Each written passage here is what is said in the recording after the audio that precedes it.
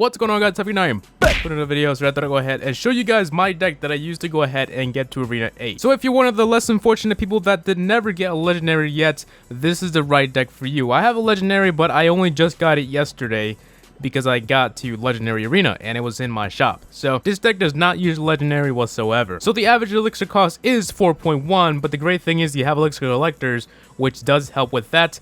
And basically what this deck is a comeback deck. I'm not too sure if that's the right term to use, but that's what I call it all the time. And basically what you're doing is defending against the opponent and trying to build up elixir as you go. And when you have 2 elixir pumps down, or when you hit 2 extra elixir in the end, you go in for the main push. Even if he gets your first tower, don't worry. Try and build up elixir as much as you can, and then go in for the right push at the right time. So to be way more specific on how to use the deck, I'm going to go ahead and jump right into the first replay, and this is the perfect replay to explain the name comeback deck. This is a perfect example. No other replay like this will ever explain what a comeback deck is. So this guy obviously is taking an advantage of me with the knight and the wizard. He has a level 7 wizard, which doesn't go down with my fireball, so that's pretty bad for me. So he's going with a baby dragon and some goblins, and I go ahead and fireball that and make his baby dragon go down in health. Now I had to wait for my elixir collectors to actually go to my draw, so now's the right time to go ahead and deploy that. When you have around 9 elixir, 9.5 elixir, you drop your elixir collector. So now he's going to deploy his big push with barbarians and a hog rider, and not so good.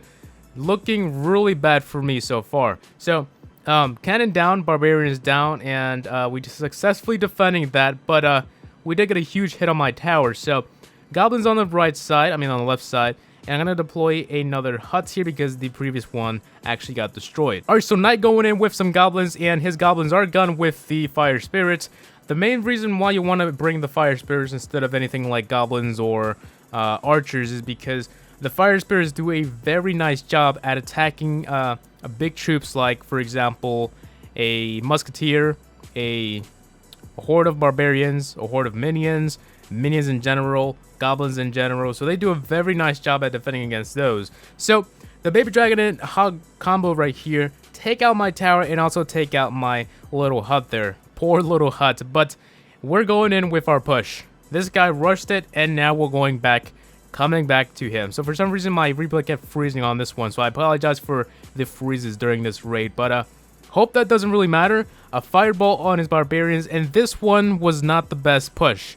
Obviously that failed, and we only got the tower down to 1,000. So we're going to try again and go in with the royal giant here. And he's going to go ahead and take down the tower, no problem at all, because he did not defend. He thought that going from the right side rather than defending against my royal giant was the best idea. But I don't really see how that was the best idea because he didn't really defend at all. Like, he didn't actually deploy anything until like the end. The barbarians, when the royal giant was already taking down the tower. So anyways, hog rider down, baby dragon on my hut there, and that's gonna go down, I bet, and the hog rider is gonna attack my tower, but I deploy some barbarians, and now is the right time to go in for another royal giant on the right side. So if royal G is down, I'm gonna go ahead and fireball his dragon. Once again, the replay freezes here for some reason, but the match is almost over. The royal giant is locked onto his tower, and this guy thought might as well go for his tower if he's too distracted with taking down my tower. That's the right thing to do, take things, but the royal giant actually beats his troops to take down my tower. So my tower has 1,700 and his tower only has 580. You see the difference? So fireball on his troops there, and I do miss the hog rider, but no big deal because the royal giant does take out the tower, and that's pretty much it for this replay here. Heading on to another replay here, we're going against a Captain Lacoste from Steve.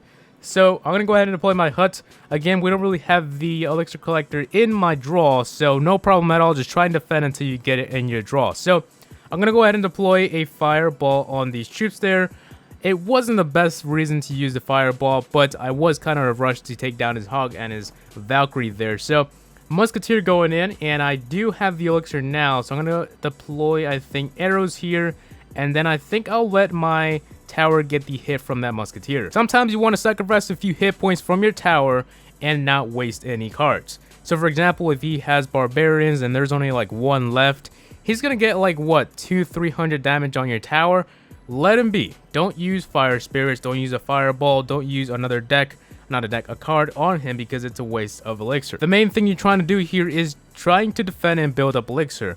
But if you have to risk a few hit points, then go ahead and do that. So, barbarians down, musketeer is attacking my barbarians, and here's a great example of how to save elixir. So I could have easily fireballed his musketeer, but no, I waited, and my troops actually got her down to around like 1% health, and that goblin does take her down. So first elixir collector is down on the right side, and I also deploy my second one on the left side. So building up elixir already, it's a good thing now. So 1 minute and 14 left on the match, and let's go ahead and see.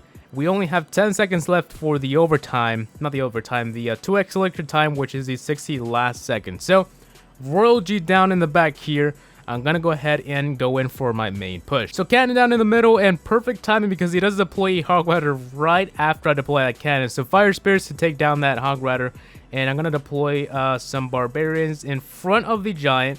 So I'm gonna fireball his troops there, musketeer and a few goblins. Very nice use for the fireball. So double royal giant. Now this deck is really nice with double royal giant, and the only time you can actually do the double royal giant is probably when you have 2 elixir collectors down, or when you have 1 and you have the 2x elixir on the last 60 seconds. It was kind of confusing to say, so I'm sorry if I said it incorrectly, but anyways, you guys know what I mean, right? So fireball down on his troops there, and his tower is already down from the royal giants. And I'm gonna just deploy another one just for fun, even though we already won. So he says good game, I think, or does he? I think this is the match where he says good game, and then I just put a happy face. So that's pretty much it, guys, for that replay, and let's go ahead and move on to the deck. Alright guys, so we're gonna be attacking this guy from Latam team, Gene. So this is probably the last replay in this video. I think 3 replays is enough to go ahead and get the idea of the deck. So I missed. The hog rider does not get distracted by that cannon there, so a little bit of a fail there. You want to go ahead and make sure the cannon actually gets distracted by the cannon. Did I say that right? Hog rider gets distracted by the cannon, yeah. So anyways, I'm going to deploy the elixir collector on the right side as I usually do, or on the left side, it doesn't really matter. So he has a princess. Now, with the princesses, you want to go ahead and see what he deploys in front of her first before deploying the arrows. 9 out of 10 of the time, he deploys a princess to go ahead and base your arrows, fire spirits, or fireball. Alright, so 2 huts are down on my side, and it usually does work. 2 huts is very strong because he has 2 goblins going at his tower. So when you have 2 huts, you basically get 3 hits on his tower, which is very nice. 3 hits, I take that any day. So anyways, he deploys a princess, and now's the time to use the arrows because he also had goblins there. So he also has a Valkyrie there, so I'm gonna let my royal giant die.